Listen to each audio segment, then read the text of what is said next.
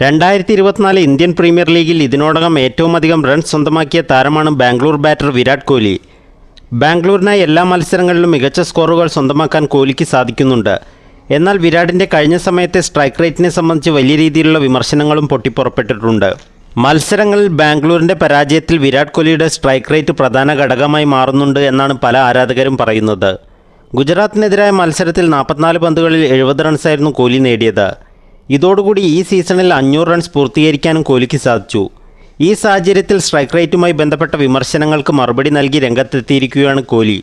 കമാൻഡേറ്റർമാരായ ഹർഷ ബോഗ്ലെ, സുനിൽ ഗവാസ്കർ തുടങ്ങിയവർക്കുള്ള പരോക്ഷ മറുപടി കൂടിയായിരുന്നു കോഹ്ലിയുടെ വാക്കുകൾ. തൻ്റെ സ്ട്രൈക്ക് റേറ്റ്, സ്പിൻ നന്നായി കളിക്കുന്നില്ല തുടങ്ങിയ വിഷയങ്ങളിൽ ചിലർ സംസാരിക്കുന്നു. അവർ നമ്പറുകൾ അടിസ്ഥാനപ്പെടുത്തിയാണ് സംസാരിക്കുന്നത്.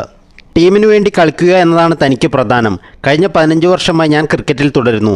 ആ കണക്കുകളാണ് നിങ്ങൾ ദിവസവും ആവർത്തിക്കുന്നതെന്ന് കോഹ്ലി പ്രതികരിച്ചു. ടീമിനു വേണ്ടി കളിക്കുമ്പോൾ സാഹചര്യം മനസ്സിലാക്കണം. കമൻട്രി ബോക്സിൽ ഇരിക്കുന്നവർക്ക് ഗ്രൗണ്ടിലെ സാഹചര്യം മനസ്സിലാക്കാൻ കഴിയുമെന്ന് തോന്നുന്നില്ല. ക്രിക്കറ്റ് തൻ്റെ ജോലിയാണ്. ഓരോരുത്തർക്കും അവരുടെ ആശയങ്ങൾ പറയാൻ അവകാശമുണ്ടെന്നും കോഹ്ലി അഭിപ്രായപ്പെട്ടു. എന്നാൽ IPLൻ്റെ 2024 സീസണിൽ മെല്ലെപ്പോക്കിൻ്റെ പേരിൽ ഒരുപാട് വിമർശനങ്ങൾ ഏറ്റുവാങ്ങിയിട്ടുള്ള താരമാണ് കോഹ്ലി. പല മത്സരങ്ങളിലും പവർ പ്ലേയിൽ നന്നായി തുടങ്ങാൻ കോഹ്ലിക്ക് സാധിക്കുന്നുണ്ട്. എന്നാൽ മധ്യ ഓവറുകളിൽ കോഹ്ലി പതിഞ്ഞ താളത്തിലാണ് കളിക്കുന്നത്. കോഹ്ലിയുടെ ഈ ശൈലി ആധുനിക ക്രിക്കറ്റിന് യോജിച്ചതല്ല എന്ന് അഭിപ്രായപ്പെടുന്നവരുമുണ്ട്.